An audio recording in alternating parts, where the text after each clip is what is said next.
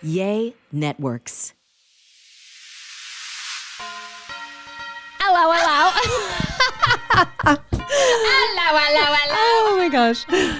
That was my best effort to imitate you, but Oh, it was whatever. nice. I like to say I'm a pro at accents. I can do, you just throw one at me and I'm going to do it. They're all going to sound British. So you just have to like use your imagination a little bit. Okay. But I can do Australian. Hello. Like a little shrimp on the bobby. Oh, yeah, that's all I we got. had that for dinner last night. But anyway, hey guys, I'm Laura. And I'm Emily. And this is Cheers to that shit. I'm excited today. Yeah, me too. Why don't we tease you guys a little bit? Oh, kinky. Okay. So we'll tease you and then we'll talk about ourselves because that's what we're going to do because it's our podcast and we can do what we fucking want to do. Thank you so much. But today we're going to be talking about something that we love to talk about. Drama. Saving the drama, not for your mama because we saving it for you. So Had a lot of that this past weekend. do you want to talk about it? No? It's fine. So we're going to be talking about drama at the reception. We're excited because we have a little guest, but before so that's your little teaser. So stay tuned because now we're going to talk about ourselves. So what now, you don't want to talk about your drama. Well, it was just, nonsense stuff. Like, when your family members get on your nerves and and then you got to have an attitude. And then I tried to solve it with, alcohol, and it was a good time. Suffice to say. Was perfectly solved. Yeah, it was perfectly solved. Plus I have 9 puppies in my house. Yes. You still And have your puppies. Mama dog was not happy with her environment. She kept picking her puppies up in her mouth and bringing them to me all over the house. And I was freaking out because she'd get to me and I'd be like, Winnie. And then she'd drop the puppy and it would fall to the floor. And it was very, very stressful. But I think we have it all under control now. Puppies are doing good. They're gaining weight and, just lack of sleep. I freaking felt like a new mom, a first-time mom with a newborn who absolutely had you're just in that so tired and you're so stressed out and all your hormones are out of whack and you're like, what do they want? Why are they crying? And you're doing everything and you're on Google. It's like, are they sick? Are they this? Do they have a disease? Are they dying? Are they rejected? Like it was. And then WebMD tells you have cancer and you're dying. So you're like, great. It was a lot. Plus I was home by myself because Dom was out of town at a conference. And it was a great time. So. Well, because my parents moved, we've talked about that. So we had like a little girls' night at my mom's house. Mm-hmm.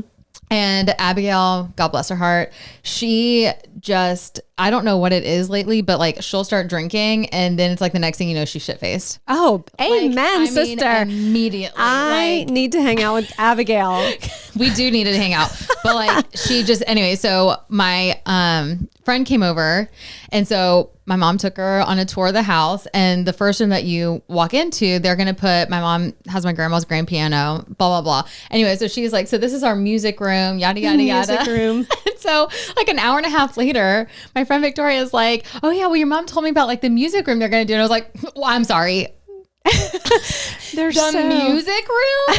I was like, Mom, what the fuck? What music room are you talking about? So the rest of the night, we started addressing the pianist who's in there playing music as Georges. We're like, wait, there's a pianist in there playing music? No. Oh. No. And it's not even a fucking music room. So it's the room that a piano is going to be in with chairs. So he was a make-believe. Georges. Oh, Georges, can you play Georges, can you play Rachmaninoff? Beethoven's Fifth Symphony, please? Georges, pick it up a little bit more. So that was like the whole thing. And then I went back over there on Sunday and I was like, oh my God, where are my manners? Hello, Georges. My mom was dying. So that was, it.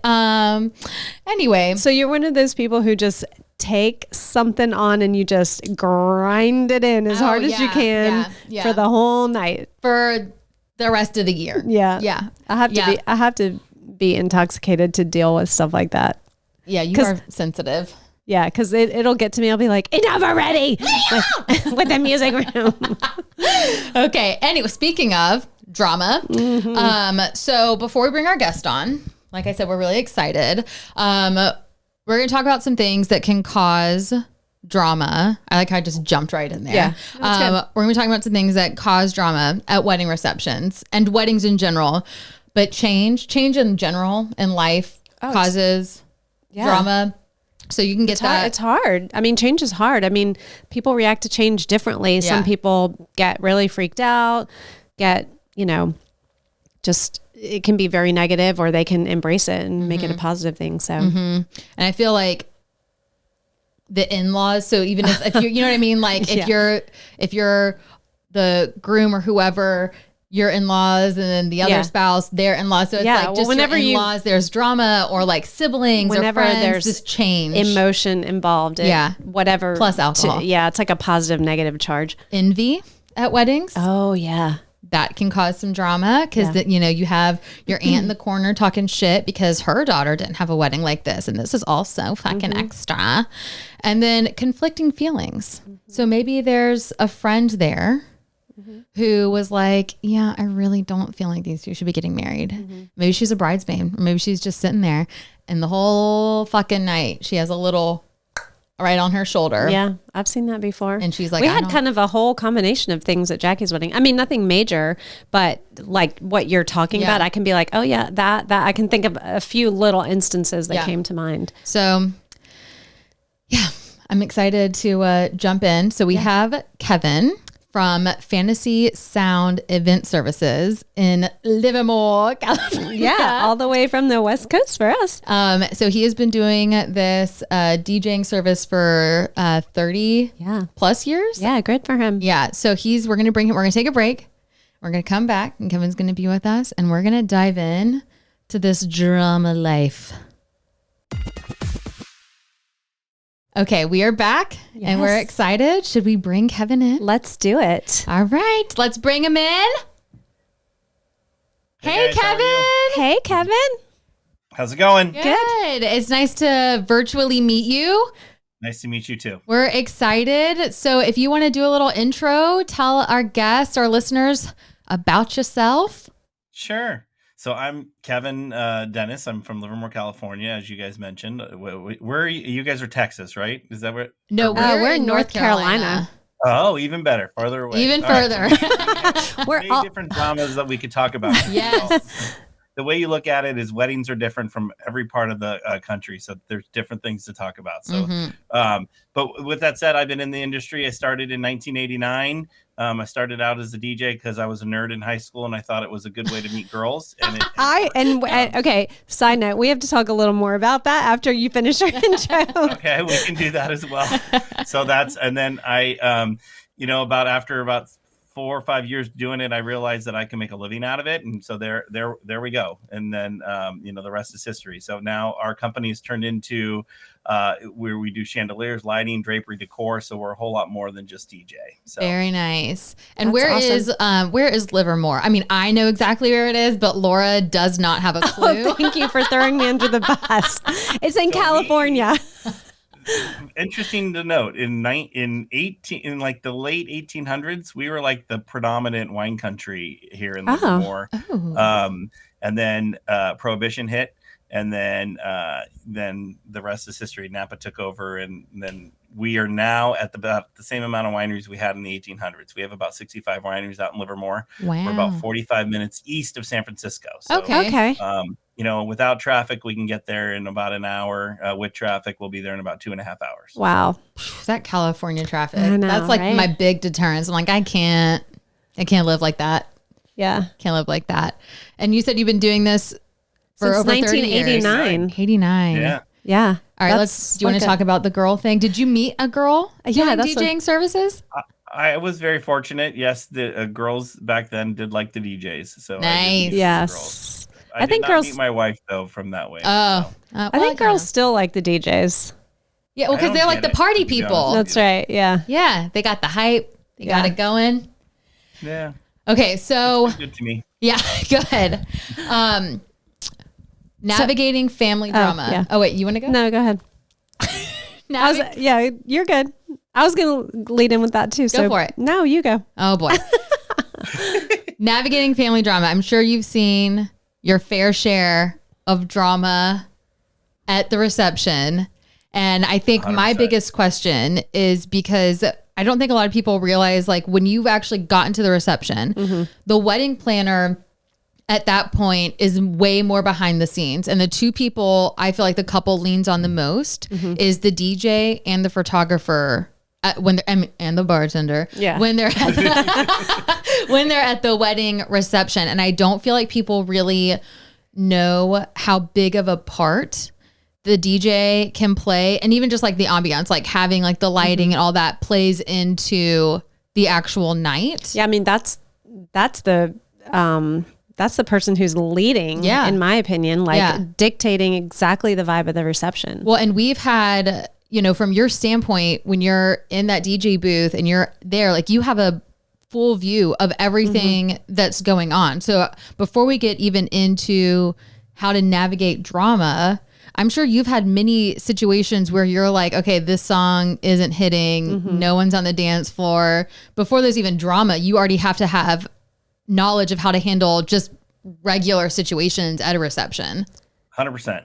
You got to be able to pivot and improv and all the above to be able to make it go, because couples come into their wedding thinking that they know, you know, what the jamming songs are going to be. I've even had couples go, you're going to follow this, you know, here's 40 songs and I want you to follow them in order. And it fails every time. Don't you love those people?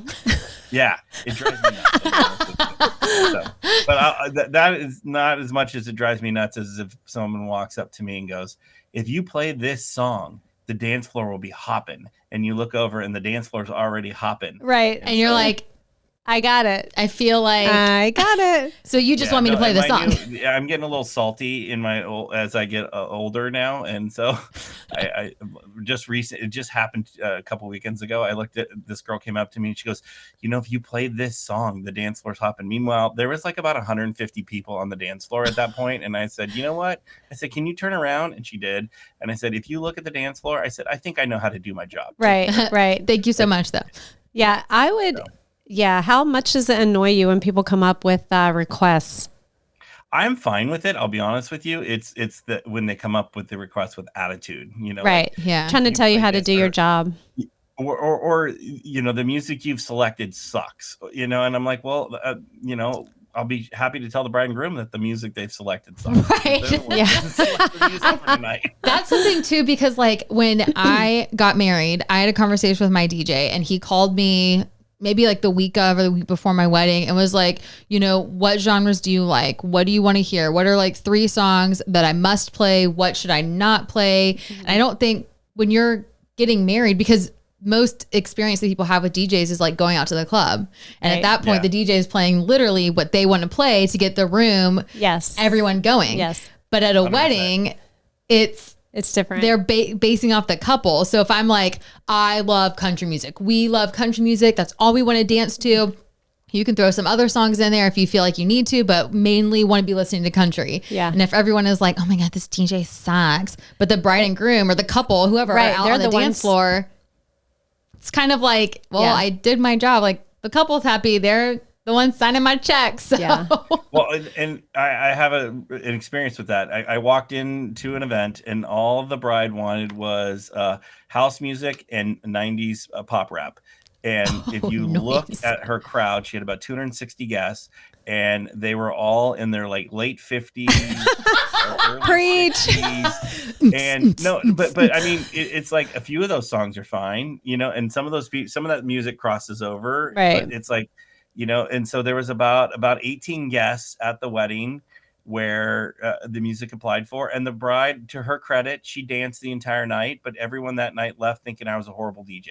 Right. Yeah. I mean, I was completely happy. Yeah. That's a glowing review and everything. Yeah, that's a difficult position to be in, I imagine, as a wedding professional, to kind of have your reputation on the line when it had nothing to do with what you were doing, but the playlist of what the couple wanted. Yeah. And thankfully, I have a great relationship with all the venues and everything. Mm-hmm. So where I actually walked up to the venue coordinator and I said, "Hey, I'm going to suck tonight, and this is what's happening.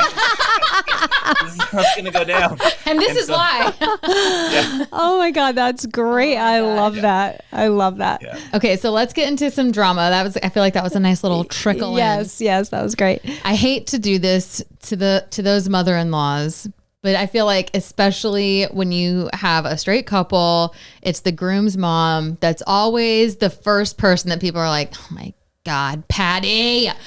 So,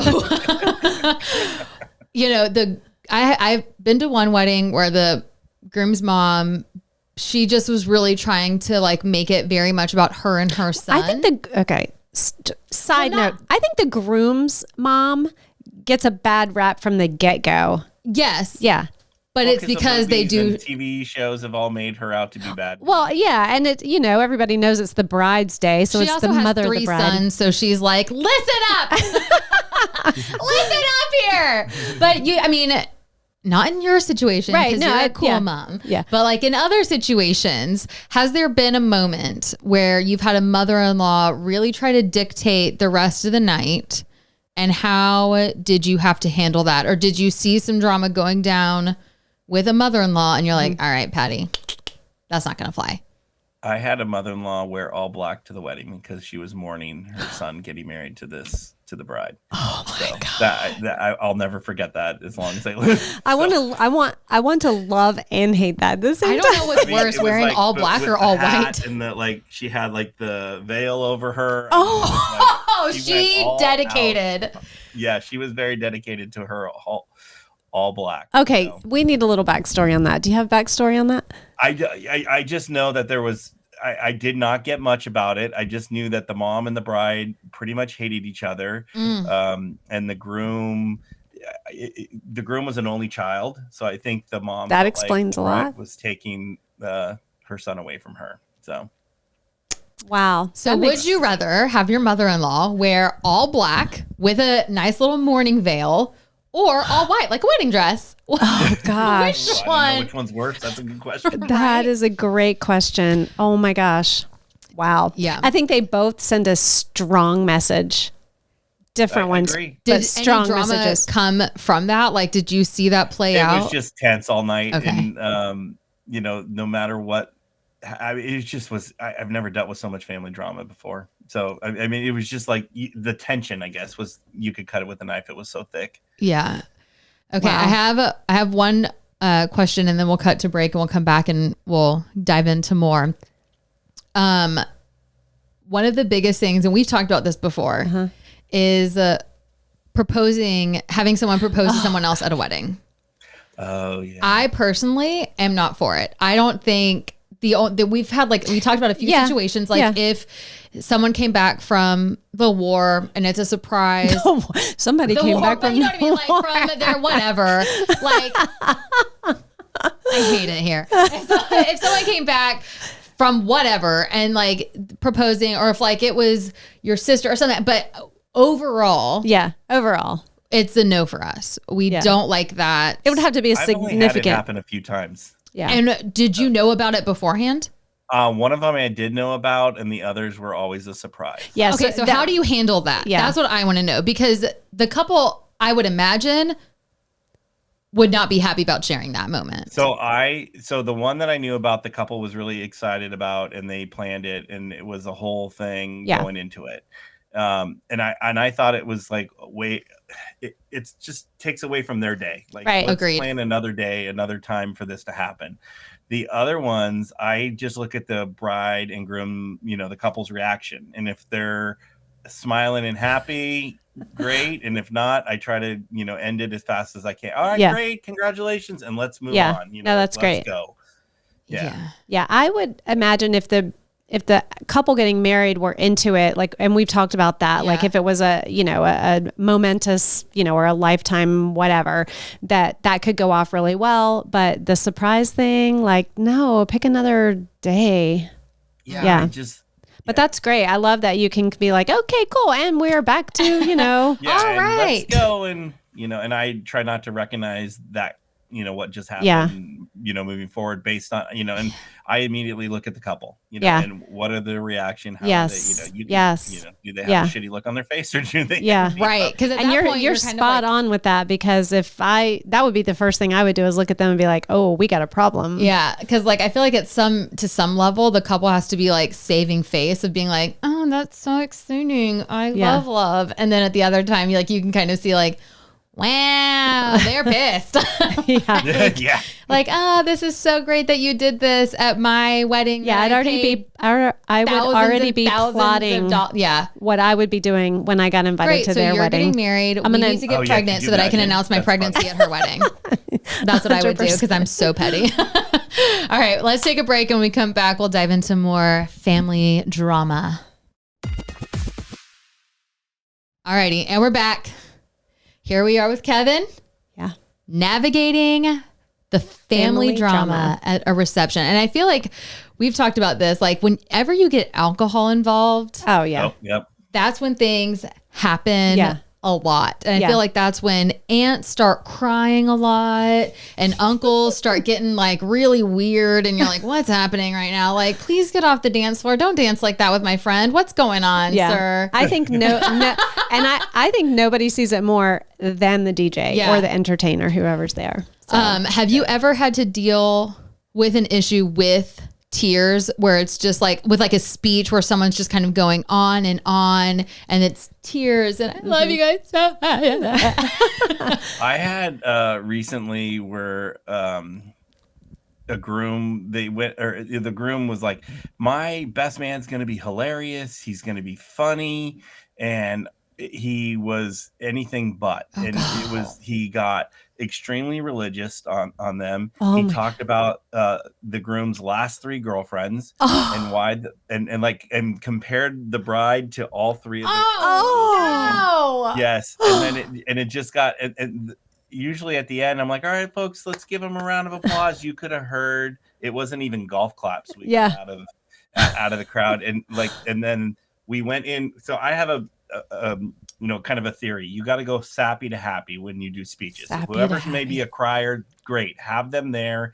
A little bit more emotional. Start with them and end with the jokester, roaster. Right. Yeah. Whoever's a little bit more funny. Yeah, they can then bring it back. Going on to something, moving on, whether it's dinner or whatever it was. But at this wedding, they did the salad course, we did all the speeches, and then we had the entrees. Yeah. And what happened is like literally you could, over the background music was playing, you could hear a pin drop on the ground. It was that quiet in the room after that speech. And so I just remember the bride walking up to me and she grabbed my arm and goes, that was the worst fucking speech I've ever heard at a wedding. And so I was just like, okay, great. And then she moved on. So I guess you can't like cut people off. I was just going to say, like the Oscars where you can start playing the wrap up. So I asked that question to my couples. Do you want, because it's a really, I'll be honest with you, a horrible situation for the to be in, because you don't know the backstory of whatever they're saying. Right. So I don't know if it's really important or it means something to them, or they want me to cut it. Usually you can tell by body language of the couple, and that's what I try to look for. But, every once, and one other time someone was doing, but this couple was smiling and was going with it with this one gentleman. But I had another incident where they were looking bad, and I was like, all right. And I just kind of walked by and started clapping, and people let's hear it for Bobby. And I got the microphone. I'm like, thank you so much. And we just moved on. Okay. Yeah. That's a very uncomfortable position to be in, I would imagine. Yeah. Yeah, because I don't know. Yeah. That's so I remember I had a couple getting married, second wedding for both of them. The groom was like a VP of some big tech company out here, so very well to do, had money, had a nice wedding. And then he was adamant, because it was second wedding. They wwere comparing a lot of stuff to the first time they got married. Oh, bad idea. Open mic for speeches. And I'm like this, and I tried every which way to Sunday to try to, deter them and tell them this is a bad idea. This won't work. Yeah.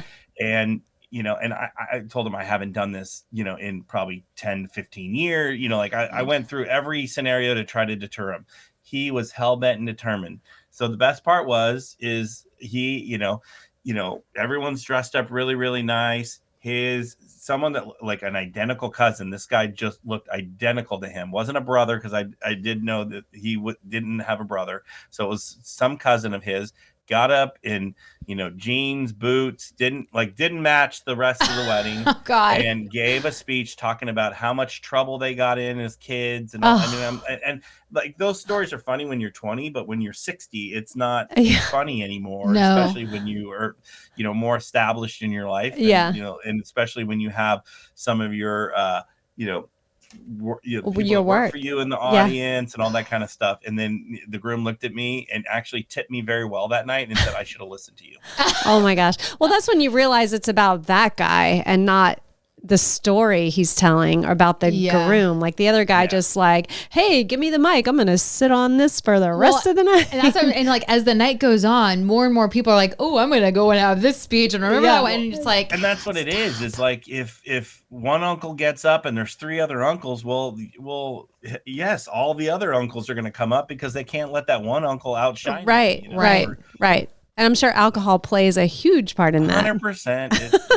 But I'll be honest with you. I've had some dry weddings where, the same kind of crap happens. Even worse. So you don't have alcohol. You don't have alcohol. Like people are saying that sober. You're like, oh my God. Okay. So another thing that we talk about, because we've talked about a few things like taking the attention away from the couple. And I think people just get into like the celebration mode and they're so excited to celebrate their friends, their family, this wedding, this new couple coming together, starting their new journey in their life. People are like, well, that's my best friend. It's my whatever. And so they take the celebration to a different level. And one thing that we've talked about is having the wedding party, their entrances. Oh yeah. And I just saw a video on TikTok where 2 bridesmaids walked in to this song and it was just like they did this whole dance number for their entrance that just went on. It went on a little too long. And it's kind of like, my first question was like, did the bride know they were going to do this? Because I would have been like, no. Yeah. What the hell? Fuck no. And then 2, like at what point, like as a DJ, would you kind of be like, we probably shouldn't finish this song out? Like, I always tell them, as long as you're having fun, I'll stick with you and the crowd's having fun with it. If the crowd's not having fun with it and they're looking kind of strange at you, we're moving on. Yeah. And that's kind of the attitude I take with it. But I find because I don't, the flash mob scene and all that. Oh my gosh. Yeah. All this kind of, and a few weddings here or there, even The Office. Remember when Pam and Jim got married and that whole, like that created a whole thing for a while. Yes. So it's just people want to put on dances, and to the point where, like, so there's a couple of venues that we work at a lot, Costa Real and Palm Event Center here in Pleasanton. And so we're there like, Friday, Saturday, Sunday, we're setting up the lighting and stuff. And then you'll see the people do the rehearsal for the next day's wedding. And then next thing you know, they're on the dance floor, like all in the middle of what we're trying to set up for that day's wedding, because they're practicing their dance. Yeah, their shtick. And I'm just, and I don't get it. I don't think it's necessary. I personally like it where couples make fun of their bridal party. Yeah. And I always say, pick a song for them and they don't know what the song is and let them react to it. Oh my God. And then move on. Love and that. I always think you get a better, more natural reaction when it's not planned or rehearsed. That's great. I love that. Yeah, I do too. And I don't even know where that trend of these entrances came in of like, let's come up with the craziest, stupidest thing we could do to walk in. And I don't even like when like the bride or the groom does like a dance thing for, I'm just like, it's so narcissistic. Please sit down. The only time I like a choreographed dance when it's like the parents dancing with their child. That's the only, I'm like, I think it's like so the when I mother- see like the father-daughter dances, when they're choreographed, like the mother-son, or like when it's just their parents, when they're dancing together, that's the only time I'm like, okay, that's really cute. Cause you know, that means so much to that parent. You mean like Dom and Jackie with Jump On? Yes. Because it means so much to that parent to be able to have that fun moment with their kid and their kids having so much fun. That's It's authentic. I think that's what it boils down to. It's you're not trying. Like if they're doing like a serious slow song and then they break out to some fast song. Yes. It's cute and a lot of fun. Yeah. That was my daughter and her dad. Yeah. Okay. Well, Kevin, we always ask our guests to share some crazy, shitty, wild wedding story, especially. I'm excited because you're our first DJ that we've ever had on. So I'm really excited because after everything we've just talked to, we know that DJs see everything that happens. So give us your craziest, shittiest, wild wedding story. So this is one I'll never forget and probably happened about 25-ish years ago. And, that's weddings were so different. I got married 14 years ago and they're way different now than when I got married. So I feel they're constantly evolving and changing. But I was, still raw, still new, still like really trying to learn what to do. I had a bride walk down the aisle. And this was an outdoor wedding. So she, walked down like normal, got down to the end and, the end of the aisle, looked at the maid of honor, looked at the groomsmen and said, fuck you. I know what you guys did last night, and walked out. Apparently the maid of honor and the best man slept with each other the night before the wedding. And I don't know how, or I don't know. I never got the whole story to it, but I do know that like the bride wanted to put both of them in such a bad place. And then she walked down the aisle or walked back down the aisle. They had a limo waiting for her. She got in the car and drove away. Wait, so she didn't get married? She didn't end up getting married? Nope. No, she outed her. She outed her groom and her. No, it was the best man. Was it? No. I'm sorry. Did I say best man? It was the groom. I'm sorry. The groom and the maid of honor. And the maid of honor. Yeah, and so the bride walks down the aisle and's like, "Fuck you, I'm out of here." So okay, so you're wait. So, and then I'm like, I was just like mouth, like I'm having to pick my mouth up, and I'm like, what just happened? And then the mom walks up to me and goes, "I need the microphone right now." And I said, "Yes," and I gave her a microphone, and she goes, "Ladies and gentlemen, you're more welcome to come over and enjoy the meal, but there will not be a wedding today." And then she left. Or she kind of stayed for a few minutes, but it was mostly, and then she looked at me and I'm like, what am I supposed to do? She goes, just play music for people at dinner. And we were just or at lunch. And we were all just beside ourselves, not knowing what to happen. That's what I was going to ask you. In today's world, like once again, this was like 25 years ago. This would have been some kind of, because everyone has their phones out at weddings. Oh, yeah. Could you imagine this would have been viral and would have gone crazy? Oh, yeah. I will never, ever forget the look on that bride's face as she was telling them F you. And, it was pretty. So, but like, I'm assuming her dad walked her down the aisle. Yeah, dad walked down. And dad walked her right back down and got her in the car and took off with her. At that, okay.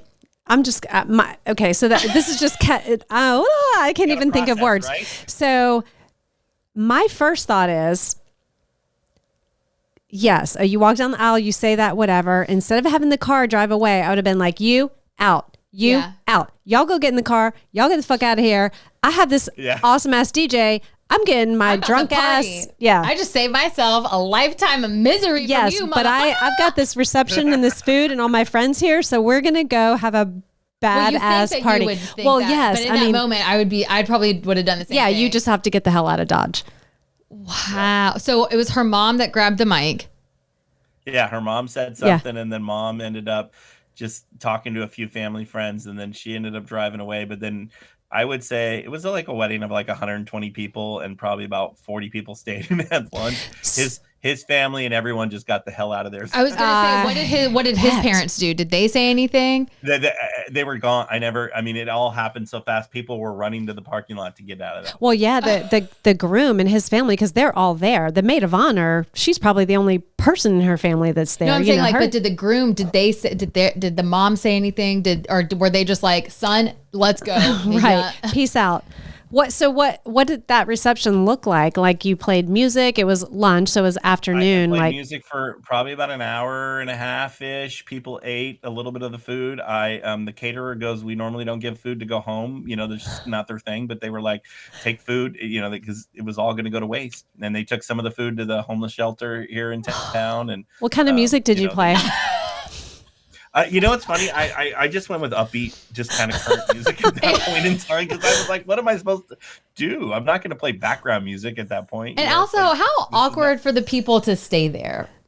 Like, how weird. Well, those are the outliers. Those are the people who are like, well, damn, I had to come to this wedding and give up, watching NASCAR today. Yeah. So I'm going to have some free food and like how free beer. Drink. Oh my God. That's a great story. Oh my God. I'm like, I need to know more. I need to know where that bride is at. I need to know how she found out. I need to know where I would love to know all the like a follow up. Where are they today? I'd love to know that with so many of my couples. Where are they today? Yes. You should do some sort of follow up with that. So who actually hired you for that wedding? Did the bride and her family hire you? Yeah, it was so long ago. I don't even know if I have the records for it. Oh my God, that's awesome. I'd be like, so I'm just doing a follow up. And what the fuck happened that day? Holy shit. Kevin, thank you so much. Can you give your social media so everyone can find you and follow you? Sure. We're at FS Events on Instagram, and then I'm Kevin M. Dennis on Instagram, and then you can find us on Facebook and all the other fantasysound.com and all that kind of stuff. Awesome. Thank you so much, Kevin. This was so much fun. I know, it was great. Guys. Yes, it was a pleasure to meet you. Nice to meet you too. That was amazing. That was the best. I'm so glad we saved that story for the end. Well, not even saved it because we didn't even know what it was, but that was a great way to wrap it up. Yeah, I love when we have guests and they save their story. That by far was probably the best story. Yes. Best one. And also, like we said, Kevin was our first DJ that we've had on. Yeah. And we need to give more love to the DJing community. Oh, absolutely. Because they probably deal with so much shit. Well, that like people don't realize that the DJ would be dealing with at the wedding. Right. You know what I mean? I mean, there's so much that leads up to that point, but then the core of the entire reception is in the hands of the DJ. They're the undercover heroes. They are. They undercover heroes. Well, you guys, if you felt like Kevin was amazing, which I know you all did, make sure you follow him on Instagram, follow his socials. And we were talking a little bit too about like the whole family drama when we were getting ready for this, the toxic in-law. Yeah, that just takes me back to that episode. Plays as well. right on it. We probably could have had Kevin come in and give his expertise on the surviving your toxic in-laws. Yeah. So if you have any crazy wedding reception stories, any DJ stories, at this point, any stories, send us them, stories@cheerstothatshit.com. Follow us on socials. If you don't know the socials by now, God help you. Figure it out. Honestly, this is embarrassing for you at this point. Like, get it together, seriously. But thank you guys. This is great. Yeah, we'll see you next time. Next time.